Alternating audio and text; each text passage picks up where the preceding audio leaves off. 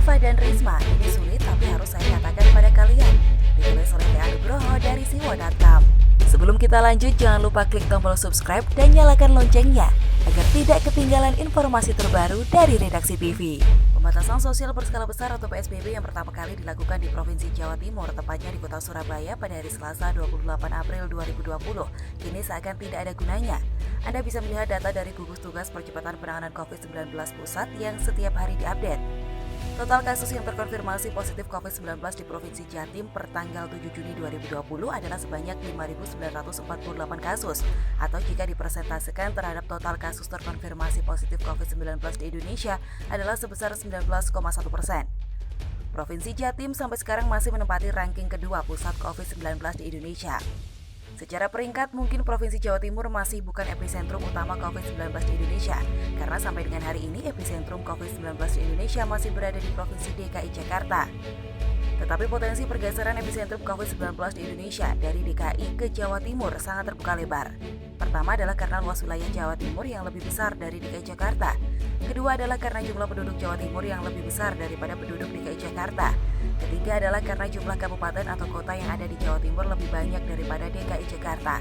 Keempat adalah karena mobilisasi sosial antar wilayah di dalam Provinsi Jawa Timur lebih rumit daripada di DKI Jakarta. Dan kelima adalah karena sinergitas antara Pemprov dan Pemda di Jawa Timur yang terlihat tidak berjalan dengan baik. Dari kelima hal yang saya sebutkan di atas, Provinsi Jawa Timur sangat berpotensi bisa menjadi epicentrum baru COVID-19 di Indonesia. Dalam analisa saya, jika hal ini tidak segera diantisipasi, maka dalam kurun waktu 4-7 minggu ke depan, Provinsi Jawa Timur kemungkinan akan menjadi provinsi epicentrum baru COVID-19 di Indonesia, dengan pusatnya di Surabaya Raya dan Jawa Timur bagian selatan. Semoga analisa saya salah.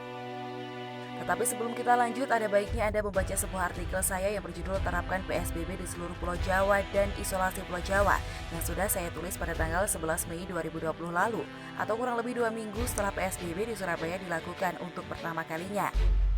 Dari artikel yang sudah saya tulis tersebut, kita bisa melihat data bahwa pada waktu itu, Provinsi DKI Jakarta mempunyai kasus terkonfirmasi positif COVID-19 sebanyak 5.190 dan Provinsi Jatim mempunyai kasus terkonfirmasi positif COVID-19 sebanyak 1.502.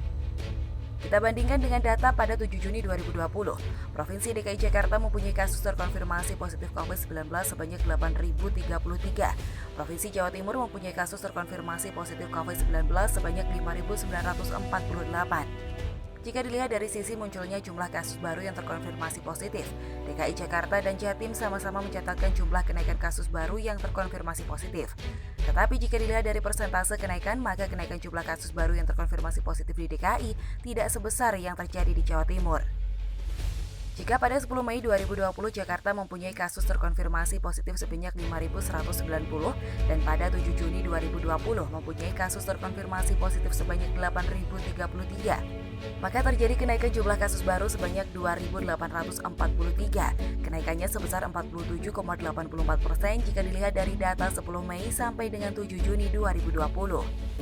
Sedangkan Jawa Timur pada 10 Mei 2020 mempunyai kasus terkonfirmasi positif sebanyak 1.502 dan pada 7 Juni 2020 mempunyai kasus terkonfirmasi positif sebanyak 5.948.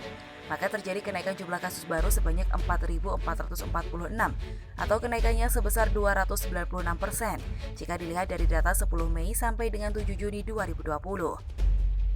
Dalam kurun waktu yang belum ada 1 bulan, dari 10 Mei sampai dengan 7 Juni 2020 terjadi kenaikan jumlah kasus baru yang terkonfirmasi positif di Jatim yang sangat masif, bahkan bisa saya katakan liar. Ada dua kemungkinan yang bisa menjadi penyebab terjadinya ini. Pertama adalah karena banyaknya tes yang dilakukan sehingga data menjadi terlihat seperti itu. Dan kedua adalah karena kesalahan dan kegampangan pemerintah daerah, baik Pemprov maupun Pemda dalam menghadapi wabah COVID-19 yang sedang terjadi. Semoga saja penyebab dari masifnya jumlah kasus terkonfirmasi positif di Jawa Timur adalah karena banyaknya tes yang dilakukan. Karena jika itu yang terjadi, maka saya yakin Pemprov dan Pemda di sana pasti sudah mempunyai strategi penanganannya dengan dasar data-data yang sudah ada. Tetapi jika sampai masifnya jumlah kasus positif yang terjadi di Jawa Timur tersebut karena kesalahan dan kegampangan pemerintah daerah, hasil dari imbas pertarungan dua kubu politik yang ingin saling menjatuhkan, dengan akibatnya adalah mengorbankan rakyat Jawa Timur, maka saya mohon untuk segera sudahi aksi-aksi pencitraan kalian berdua, baik Hovifa maupun Risma. Rakyat Jawa Timur, khususnya dalam kondisi seperti ini, tidak membutuhkan pencitraan dari kalian berdua. Yang dibutuhkan rakyat Jawa Timur adalah hasil kerja nyata dari sinergitas seluruh elemen pemerintahan dalam menghadapi wabah COVID-19 ini. Jangan sampai Jawa Timur menjadi epicentrum baru COVID-19 di Indonesia.